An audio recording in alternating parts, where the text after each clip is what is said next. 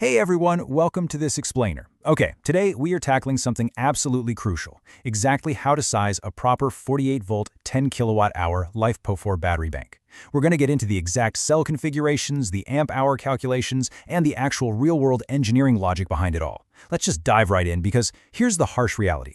So many people go out and buy batteries first and then try to design their entire system around them afterward. And you know what? That approach almost always leads to incredibly expensive and frankly dangerous mistakes. Things like undersized battery management systems, totally incorrect inverter settings, and some really scary wiring problems. So in this explainer, we aren't just guessing. We are going to build this battery mathematically, right from the cell level upward. Here is what we're covering today. First, the battery engineering gap. Second, foundation, the LiFePO cell. Third, sizing your battery bank. Fourth, current, charging, and voltage. And finally, real-world safety hazards. Section 1. The battery engineering gap. You know, if you've spent any time looking into DIY solar or off-grid power, you have probably run into a wall of oversimplified advice. People telling you to just use 16 cells or just buy a 200 amp-hour battery and you're done, right? But real engineering isn't like that. It requires understanding exact formulas, figuring out true usable capacity, and actively preventing thermal hotspots. Those simplistic guides out there rarely explain how cell nominal voltage relationships work or why cell matching actually matters. They just skip right over the initial cell balancing, how weak cells behave under a heavy load, and the dangers of runaway imbalance during a charge. Literally, a single weak cell can trigger a premature system shutdown or cause a major system-damaging overvoltage event. So, we are officially replacing all that marketing fluff today with precise mathematical realities. Moving on to Section 2, Foundation, the LiFePO4 cell. To build a proper system, we really have to start at the microscopic level with the single LiFePO4 cell. Let's talk about nominal voltage. Think of nominal voltage as basically the baseline reference point for a battery. For one single LiFePO4 cell, that nominal baseline is approximately 3.2 volts. But here is the critical thing to remember. This 3.2 volt figure is just a baseline. It is distinctly different from what that cell measures when it is fully charged or when it's completely depleted. It's really just our mathematical starting block.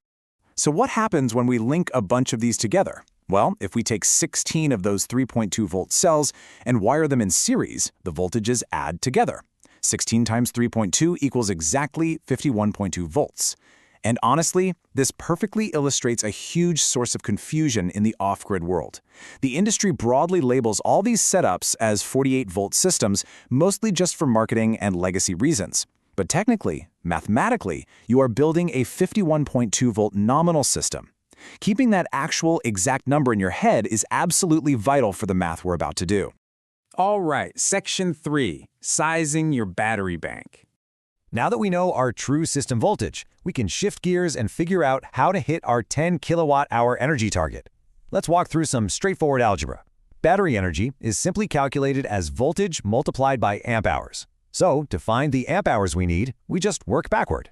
Step 1. Set our target energy, which is 10 kilowatt-hours, or 10,000 watt-hours. Step 2. We divide those 10,000 watt-hours by our true system voltage of 51.2 volts. That gives us approximately 195 amp-hours. And step 3. Well, in real-world engineering, we have to round up to practical, commercially available capacities. So the ideal, perfect capacity for this system is exactly 200 amp-hours. Let's verify that math real quick. 51.2 volts multiplied by 200 amp-hours gives us exactly 10,240 watt-hours, which means, boom, we have 10.24 kilowatt-hours of nominal storage. We achieved this by taking 16 of those 200 amp-hour cells and putting them in series. In the business, this is known as the 16S1P configuration. 16 cells in series making one parallel string. And why is this so important? Because from a pure reliability standpoint, a single series string is incredibly simple to balance. You have fewer parallel paths, cleaner current flow, far fewer connection points to mess up, and troubleshooting is just infinitely easier. But hey, here is a massive warning for you.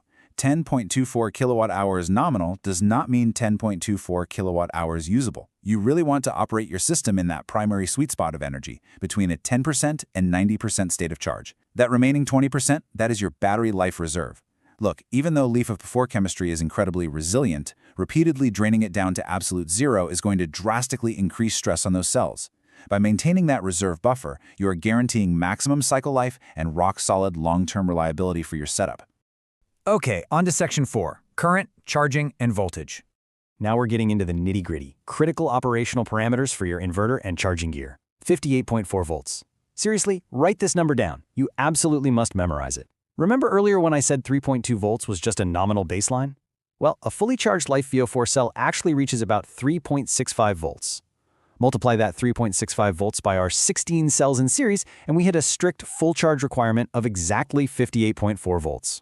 Your MPPT solar controller, your inverter charger, and any external chargers literally must be set to accommodate this exact voltage. Because if your inverter settings are wrong, you will trigger premature shutdowns from your battery management system, or even worse, you'll cause premature aging of your very expensive cells. Now let's look at how voltage actually dictates current, because this perfectly explains why the entire off-grid industry has completely shifted over to 48-volt systems. Remember, current equals power divided by voltage. If you decide to run a heavy 5,000-watt inverter load on an old-school 12-volt system, your setup has to push a massive 416 amps of current.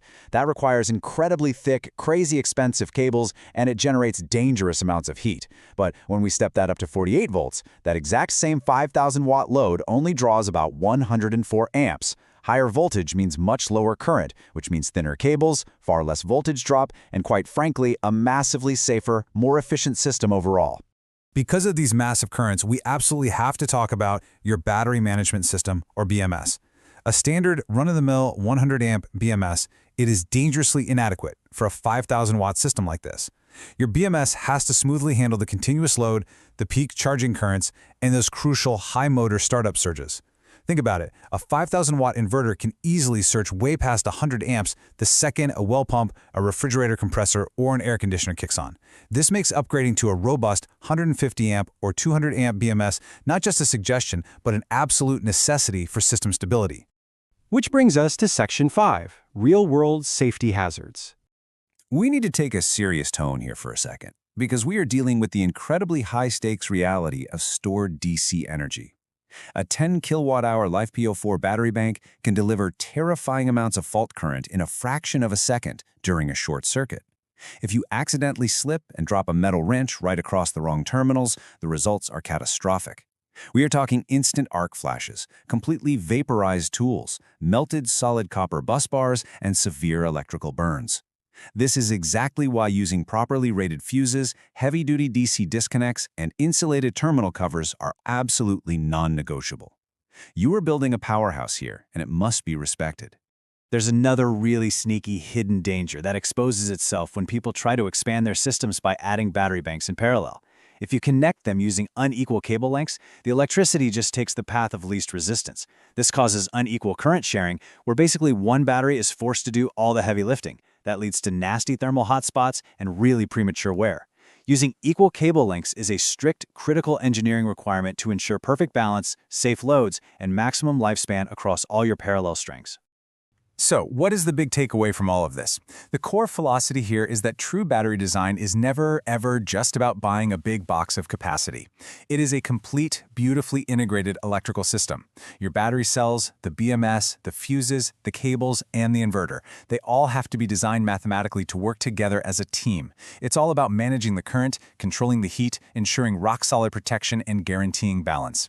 Integrating every single component systematically, well, that is exactly what separates a truly reliable off-grid setup from a dangerous liability.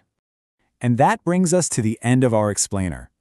Now that you truly understand the precise math, the serious current constraints, and the safety parameters of a 48-volt 10 kilowatt-hour LiFePO4 battery bank, I want to leave you with a question to chew on.